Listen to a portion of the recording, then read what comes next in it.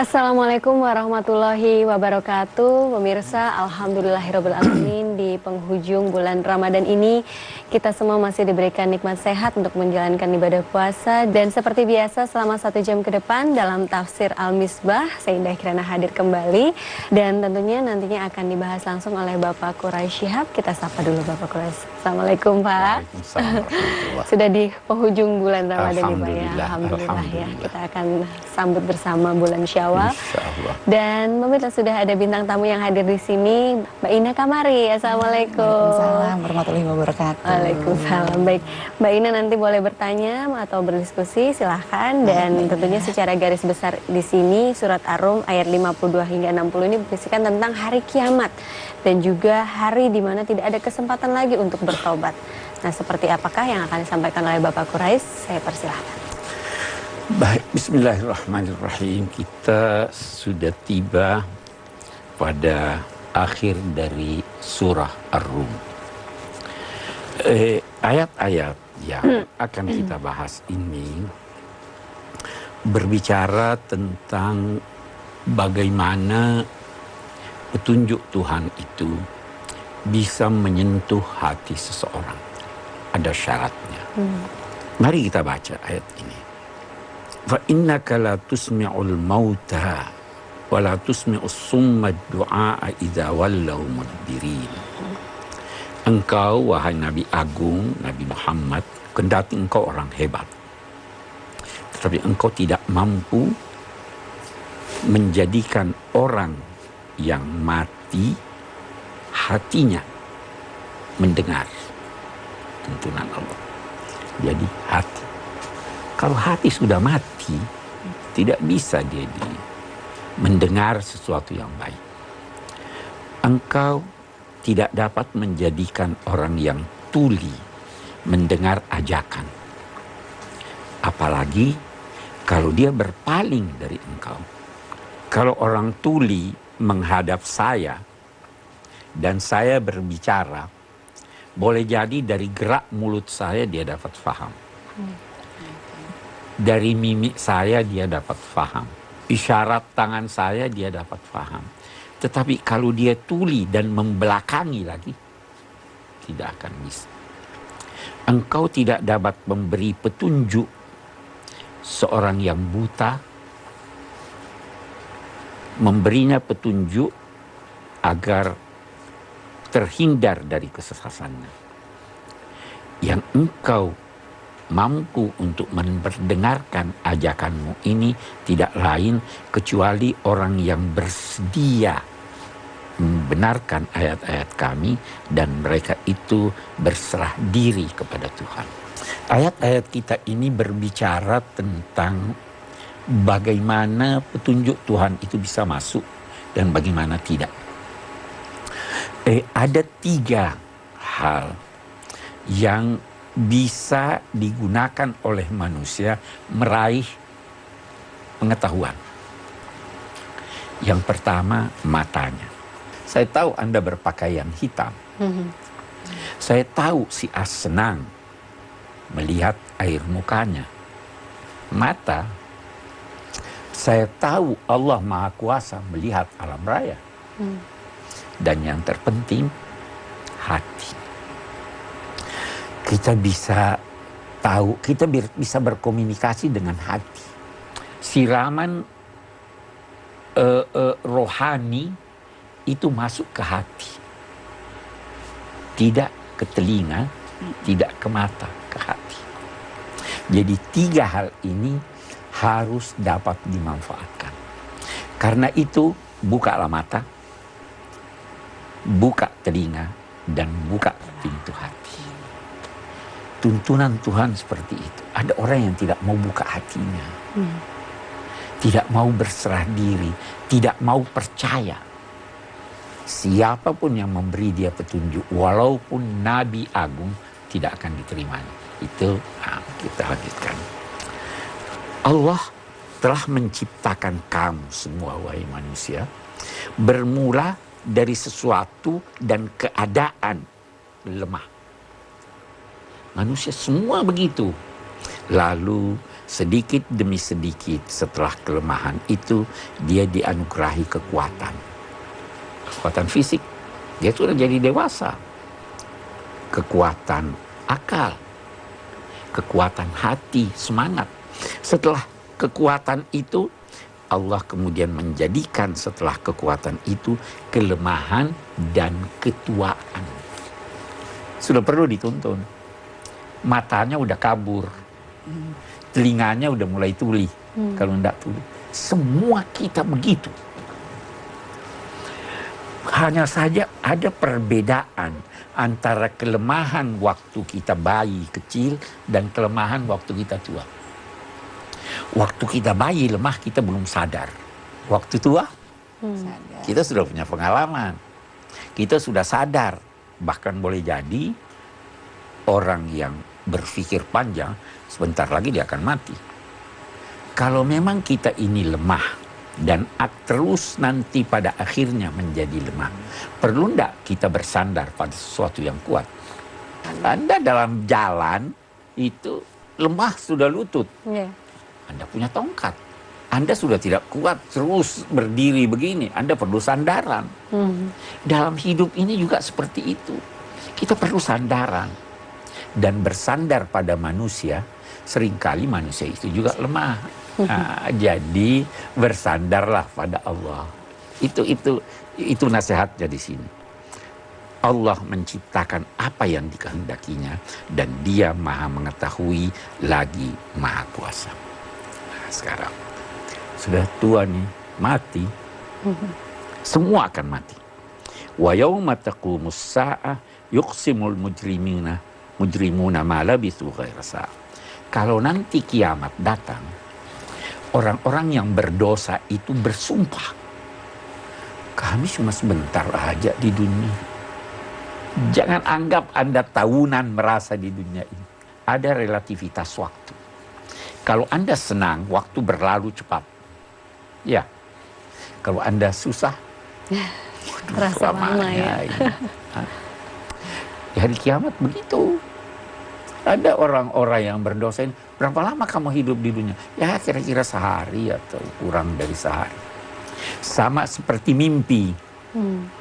Anda sudah merasa berjalan keliling dunia, itu baru beberapa detik aja. Orang-orang yang memiliki pengetahuan dan memiliki iman berkata pada mereka, sungguh kamu telah berada di dunia ini dan berada di alam barzakh sebelum datangnya hari kebangkitan. Kamu sudah lama di sini. Inilah hari kebangkitan, tetapi kalian dulu waktu hidup di dunia tidak tahu dan mengingkari hari kebangkitan itu. Ada hal yang saya ingin terangkan. Di sini dia katakan orang-orang yang diberi ilmu dan memiliki dan diberi iman. Ada perbedaan antara ilmu dan iman. Anda harus percaya bukan karena Anda tahu. Anda harus percaya karena tidak tahu. Ada orang yang tidak tahu tapi kepercayaannya karena percaya tidak berkaitan dengan ilmu. Saya beri contoh. Ada kiai besar tahu agama. Imannya belum tentu kuat. Ada orang yang tidak tahu ilmu agama, tapi kepercayaannya sangat kuat. Saya kira sebentar kita lanjutkan. Baik, kita akan lanjutkan kembali di segmen berikutnya. Dan pemirsa, jangan kemana-mana, tetaplah bersama kami di Tafsir Al-Misbah. Pasti ada gangguan, sabar. Jangan sampai orang-orang itu menjadikan kamu ringan sehingga terombang-ambing. Sabar itu adalah menahan gejolak nafsu untuk meraih yang baik.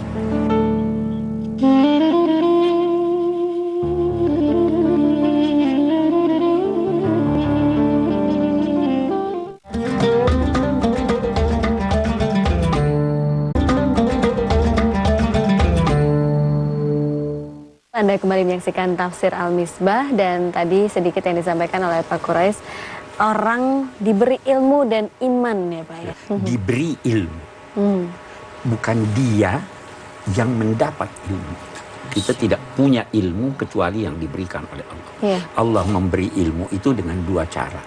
Bisa melalui makhluknya, bisa melalui pengajaran, bisa melalui membaca, bisa juga tanpa membaca. Hati Anda bisa merasa bahwa ini orang senang pada saya. Anda bisa mendapat pengetahuan melalui mimpi.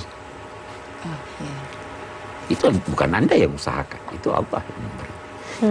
Ilham, firasat, ilmu itu sumbernya akal. Iya. Iman itu hati. Anda bisa jadi melihat sesuatu, tapi Anda berkata, saya tidak bisa percaya. Seorang istri melihat suaminya nyeleweng, ya, dia berkata apa? Saya tidak bisa percaya mata saya. Hati. Iman itu hati, ilmu itu akal. Iman itu seperti rasa kagum. Kagum itu di hati, bukan di akal. Bisa jadi pasangan saya itu jelek di mata orang, tapi hati saya senang. Karena kekaguman di sini sumbernya. Jadi banyak bedanya antara ilmu dan iman. Itu dua-duanya harus kita gabung. Oke. Orang-orang yang diberi ilmu dan diberi iman ini itu meluruskan persepsi yang keliru dari orang-orang kafir ketika dia nanti dibangkitkan. Hari kiamat itu dengan ditiupnya sangkakala pertama. Semua mati. Sebelum itu ada orang-orang mati. Ayah saya sudah meninggal, ibu saya sudah meninggal. Sudah ada dalam, kita namakan ada dalam kubur. Ya kan? Nah, mereka di dalam kubur itu hidup. Dia bisa berkomunikasi dengan Anda. Kita berkomunikasi dengan dia. Kita doakan dia. Bisa jadi dia berterima kasih. Nah, jadi di sini orang yang diberi ilmu dan iman itu berkata, kalian keliru kalau berkata bahwa hanya sebentar saja di dunia, sebentar saja di alam barzakh itu. Kalian sudah berada di sini sesuai dengan ketetapan Allah. Nah, saya beri contoh. Orang yang mati, katakanlah 1000 tahun yang lalu, hidup di sana dan menanti hari kebangkitan. Orang yang mati sekarang menanti di sana sesuai dengan hari kebangkitan. Lamanya sudah beda ya. Nah, tetapi karena ada relativitas waktu, bisa jadi yang lama dianggap ini sebentar sekali karena dia senang. Bisa jadi yang singkat, lamanya ini. Tapi kalian tidak mengetahui. Inilah hari kebangkitan. Kalian tidak mengetahui.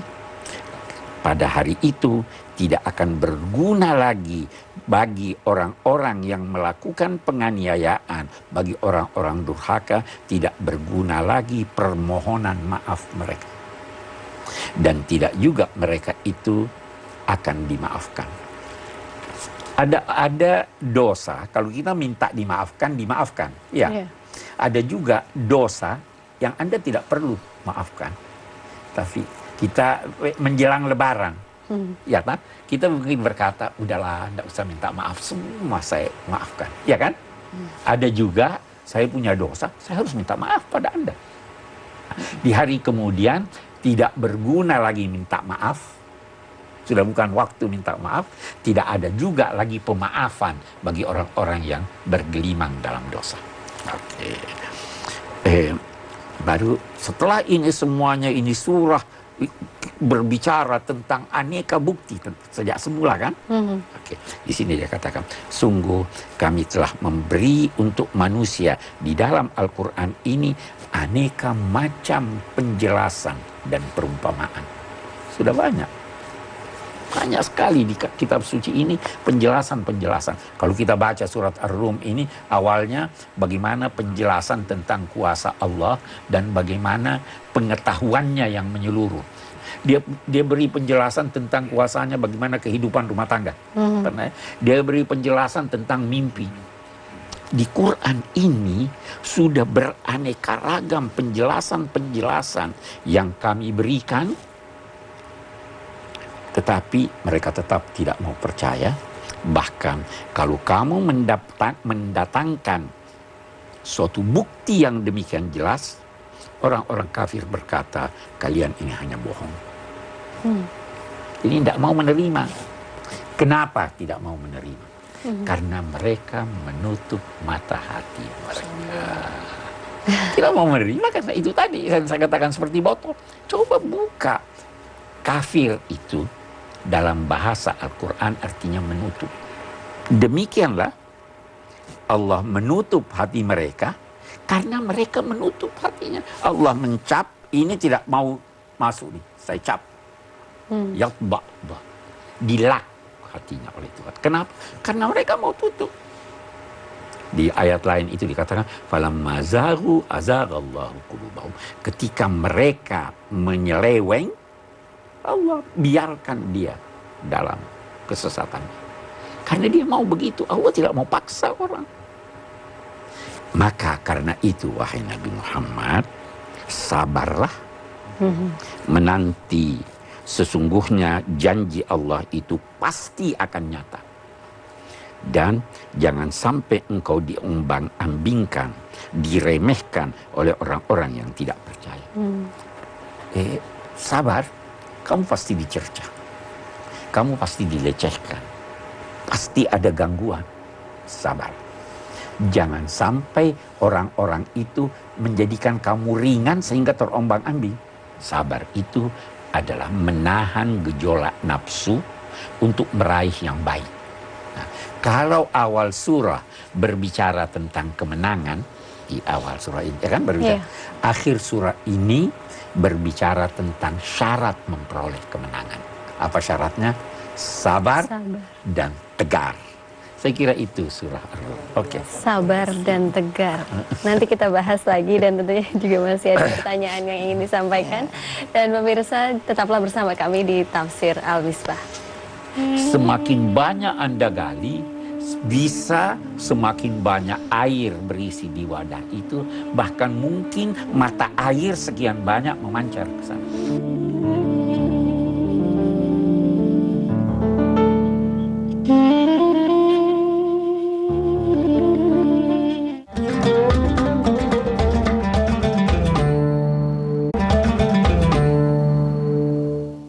Terima kasih pemirsa, dan masih bersama kami dalam Tafsir Al-Misbah. Dan tadi sudah dijabarkan ya akhir dari surat Ar-Rum ini yang mengisyaratkan syarat kemenangan adalah sabar dan tegar.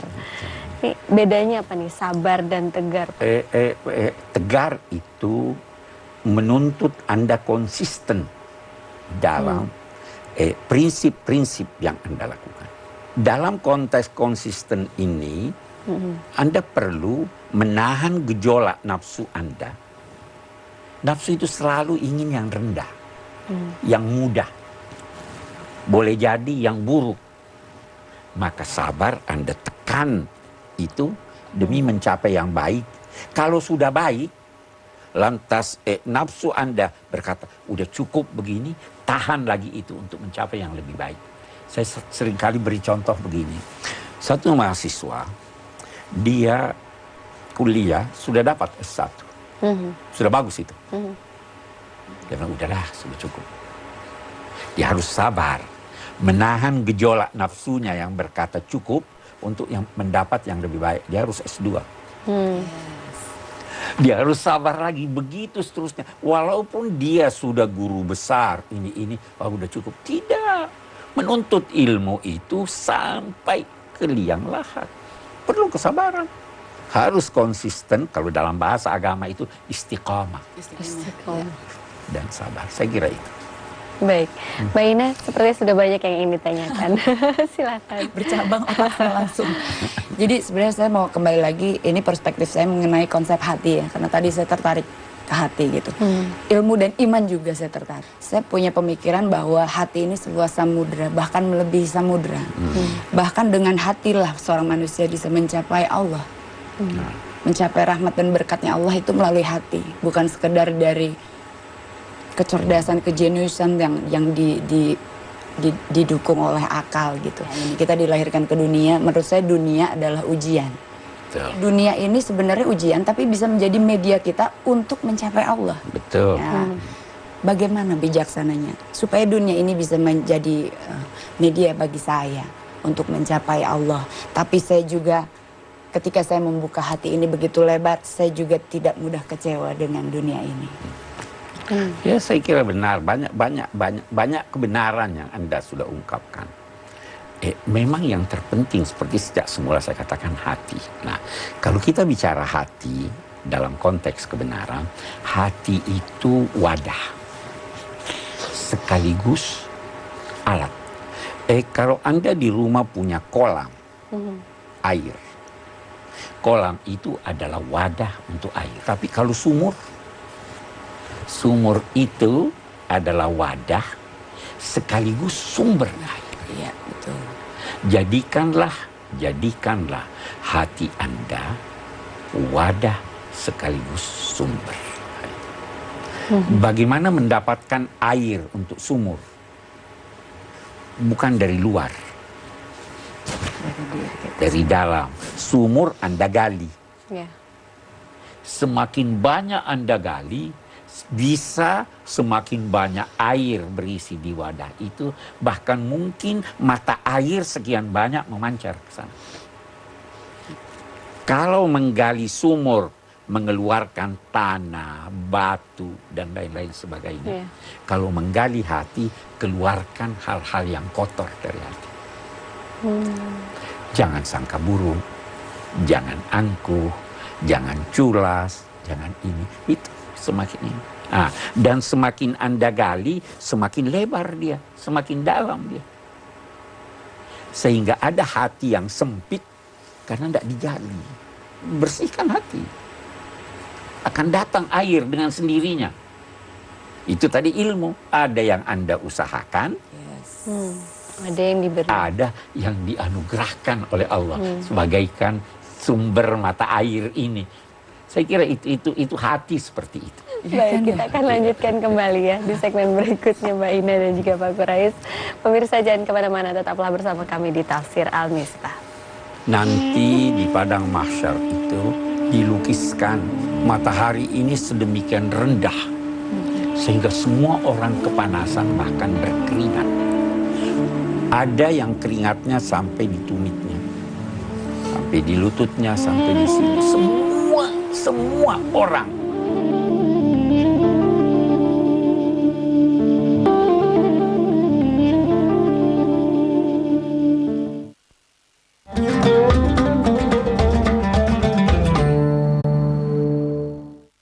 Terima kasih Anda masih bersama kami dalam Tafsir Al-Misbah dan tadi mengenai ini ya, pemaafan. Berikut ini ada pertanyaan pemirsa, untuk itu mari kita simak dulu pertanyaannya berikut ini. Assalamualaikum warahmatullahi wabarakatuh. Nama saya Tina Sharon, Pak Quraish Shihab. Saya mau nanya bagaimanakah jika kita meninggal tapi kita belum memaafkan seseorang di masa hidup kita? Terima kasih. Setelah meninggal nanti, mau maafkan atau tidak?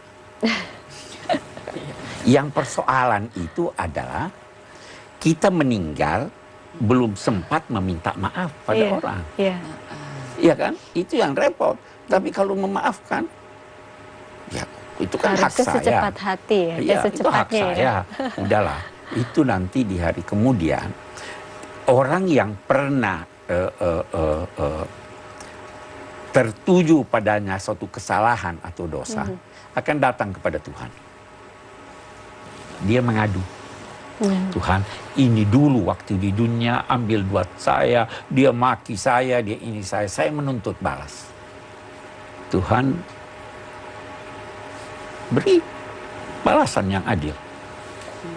Nah, tapi Tuhan berkata begini, kalau kamu maafkan dia sekarang, kamu saya beri ganti yang lebih baik. Tapi seandainya dulu waktu di dunia kamu maafkan dia, kamu dapat lebih banyak lagi sekarang. Mau yang mana nih? Yang secepatnya maafkan. Maafkan dia sekarang. Mungkin dalam arti dia menyimpan dendam begitu. Dia menyimpan dendam. Dia Tuhan tidak mau mengambil hak makhluknya. Tapi kalau orang yang ini tadi yang bersalah dekat pada Tuhan, Tuhan akan bela dia. Belanya bagaimana? Hei kamu, maafkan saja dia. Nanti saya kasih kamu ganjaran. Jadi jangan pernah berkata, saya akan tuntut di akhirat. Karena apa yang Anda peroleh dengan menuntut di akhirat itu jauh lebih sedikit ketimbang Anda maafkan dia di dunia. Kalau Anda memaafkan dia di dunia, Anda memperoleh paling tidak 2 keberuntungan. Yang pertama, Anda dapat teman. Yang kedua, hati Anda, itu paling tidak itu. Di akhirat Anda dapat ganjaran lebih banyak. Jadi lebih baik memaafkan atau tidak? Memaafkan. Ini tadi juga sempat disinggung mengenai hari kiamat. Nah, hari kiamat, ketika hari kiamat itu datang, permintaan maaf itu sudah tidak berguna lagi. Artinya kita sudah tidak ada kesempatan untuk bertobat lagi. Iya. Kapan tobat kita yang terakhir itu yang... Tobat yang terakhir itu masih diterima Tuhan sebelum nyawa mencapai kerongkongan. Kita biasa dengar kalau orang mau meninggal ada suara ger begitu. Ya, sebelum itu berbunyi masih bisa diterima Tuhan. Baik, Pak Quraish, kalau misalnya kondisi seseorang dalam kondisi koma itu seperti apa ya? Apakah masih bisa bertobat atau tidak? Saya pikir dokter lebih tahu ya. Tapi saya pikir orang yang koma itu sudah kehilangan kesadaran. Taubat itu memerlukan kesadaran. Saya sadar bahwa saya salah. Ya kan? Iya, berarti butuh Saya kesadaran. sadar sehingga saya berjanji tidak mengulangi lagi. Saya sadar sehingga saya memohon ampun kepada Allah. Kalau tidak ada kesadaran bagaimana bisa itu? Tapi orang yang sakit keras tapi kesadarannya masih ada, masih kemungkinan diterima taubatnya oleh Tuhan kalau dia tulus. Kalau memenuhi syarat-syarat pertobatan, ya kan? Manusia kan kecenderungannya membuat suatu kemakluman. Ada ayat, aturan, ada hukum. Tapi dalam hidup kita membuat kemakluman sesuai dengan kepentingan hidup kita. Apa yang kita inginkan. Nah, tapi di sini ada taubat yang sampai, tadi Mbak Indah tanya ke Pak Quraish ya, sampai di akhir hayat masih diterima ketika masih sadar. Kalau misalkan orang seperti saya yang cenderung banyak khilaf atau secara sengaja, berarti saya akan bertobat berulang-ulang dalam hidup saya. Meskipun saya tahu Allah maha pengasih, lagi maha penyayang. Tapi apakah tobat saya diterima gitu? Kalau Anda tulus, saya yakin diterima. Tapi mencapai tulus itulah. Nah, itu orang per orang kan? Ya. Orang per orang. Baik, dan berikut ini kita dengarkan dulu pertanyaan dari pemirsa ya, Pak. Assalamualaikum warahmatullahi wabarakatuh.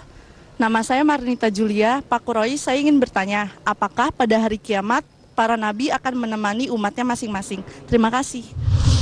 Pada mulanya, semua berkata, urusan saya pribadi menjadikan saya tidak bisa membantu orang lain. Itu di dalam suatu riwayat dikatakan nanti di padang mahsyar itu dilukiskan matahari ini sedemikian rendah sehingga semua orang kepanasan bahkan berkeringat. Ada yang keringatnya sampai di tumitnya, sampai di lututnya, sampai di sini. Semua orang dalam kesulitan. Masyarakat manusia pergi kepada Adam, nabi. Tolong bantu kami. Adam berkata, maaf, saya punya dosa, saya tidak bisa membantu. Pergi kepada Nabi Ibrahim, saya pernah berdosa, saya tidak bisa membantu. Pergi ke Musa, saya tidak bisa, saya pernah bunuh orang kan ini, ya toh, secara tidak sengaja. Pergi kepada Isa, Isa bilang saya tidak bisa. Semua kebingungan. Di situ, menurut hadis tersebut, orang datang pada Nabi Muhammad. Baik, saya akan bermohon pada Allah. Maka beliau sujud, terus Allah berfirman, angkat kepalamu, mohonlah. Maka di situ Nabi bermohon, ya Allah, ini umat manusia sudah dalam keadaan kesulitan. Jangan biarkan mereka berlarut dalam kesulitan. Jadi kalau Anda tanya, apa semua orang? Pada mulanya semua orang. Sampai Nabi Muhammad bermohon dan diperkenankan permohonan. Semua. Nabi aja, Nabi Ibrahim aja ini. Baik, Mbak Ines sepertinya sedang berpikir ingin bertanya. Sebetulnya saya berpikir dalam dunia saya sendiri. Bagaimana Mbak Ines? Ini pemikiran saya juga gitu ya. Konsep berpikir begini, bahwa kita tidak bisa mencapai Allah tanpa menyertakan Muhammad.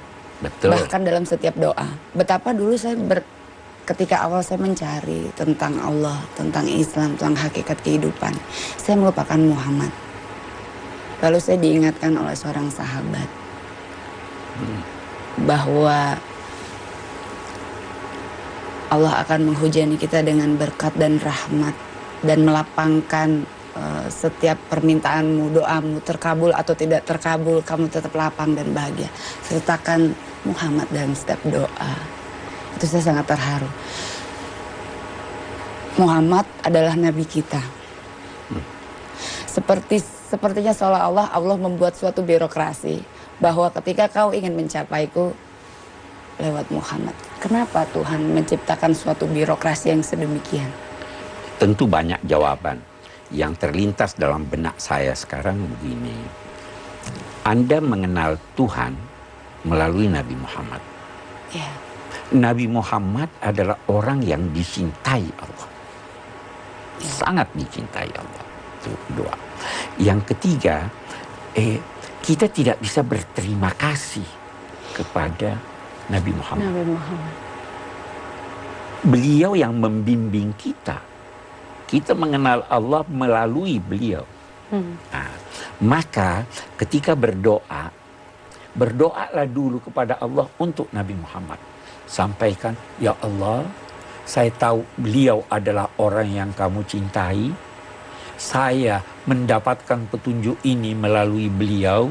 Saya mohon agar supaya engkau melimpahkan rahmat kasih sayangmu kepada beliau. Baru minta. Itu caranya. Karena dia berjasa pada kita tidak bisa balas jasanya Nabi Muhammad. Nah, tapi karena Allah cinta, sama halnya dengan satu orang sangat cinta pada anaknya.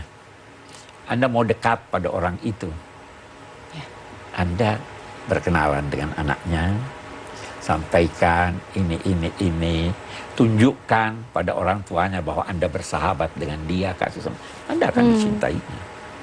Jadi itu bukan, sebenarnya itu tuntunan Allah. Karena itu setiap doa, pertama puji Allah, yang kedua mohon agar Allah membalas kebaikan Nabi Muhammad. Dan akhiri dengan puji syukur. Ya Allah, selama ini sudah banyak yang Engkau berikan pada saya. Baik, Bapak, kita akan lanjutkan kembali di segmen terakhir nanti. Mbak Ina juga masih boleh bertanya. Pemirsa, jangan kemana-mana, tetaplah bersama kami di Tafsir Al-Misbah. Semua kita punya tanggung jawab. Bukan lantas berkata, walaupun apa terus ditanggung semuanya. Tidak benar. La taziru waziratun wizra ukhra. Satu jiwa tidak memikul dosa jiwa yang lain.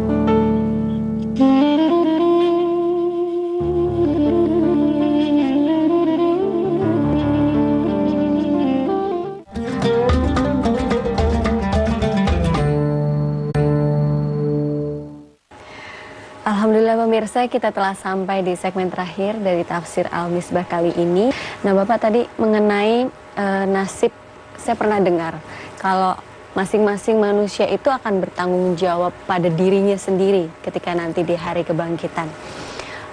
Tapi saya juga pernah dengar bahwa seorang wanita itu akan tanda petik ditanggung dosa dan pahalanya itu oleh ayahnya, saudara laki-lakinya, dan suaminya. Prinsipnya setiap orang yang berdosa menanggung sendiri dosanya. Bisa jadi saya mempunyai kewajiban kepada seseorang, katakanlah kepada anak saya. Saya tidak melaksanakan kewajiban itu. Saya berdosa karena tidak melaksanakan kewajiban saya. Iya kan? Kalau saya tidak didik dia. Tapi kalau saya sudah didik dia sudah dewasa dan tidak mau, saya sudah bebas dari dosa. Semua kita punya tanggung jawab. Bukan lantas berkata, walaupun apa terus ditanggung semuanya, tidak benar. La taziru waziratun wizra ukhra. Satu jiwa tidak memikul dosa jiwa yang lain. Di sini yang dipikul oleh suami atau oleh istri adalah dosanya sendiri karena tidak melaksanakan kewajibannya. Misalnya nih, ada seorang anak yang mungkin sholatnya bolong-bolong gitu. Ayo sholat, jangan kamu memberatkan almarhum ayahmu. Banyaknya orang tua yang anaknya tidak becus. Tapi kalau dia tidak becus karena dia lengah dari mendidiknya, itu. Bahkan itu ada riwayat, nanti di hari kemudian ada orang tua yang sudah melangkah menuju ke sorga, anaknya yang durhaka ini bermohon pada Tuhan, wahai Tuhan, ini yang mengakibatkan saya durhaka. Tertahan dia, karena dia tidak didik, dia tidak bimbing. Iya kan? Bukan hanya itu, seorang istri yang menyetujui sikap buruk suaminya, katakanlah istri yang tahu suaminya korupsi, ikut tanggung jawab atau tidak? Kalau dia restui itu, kalau dia tidak beri nasihat, dia bertanggung jawab. Tanggung jawabnya bukan dari korupsinya, tapi tanggung jawabnya bahwa dia membiarkan itu tanpa menegurnya.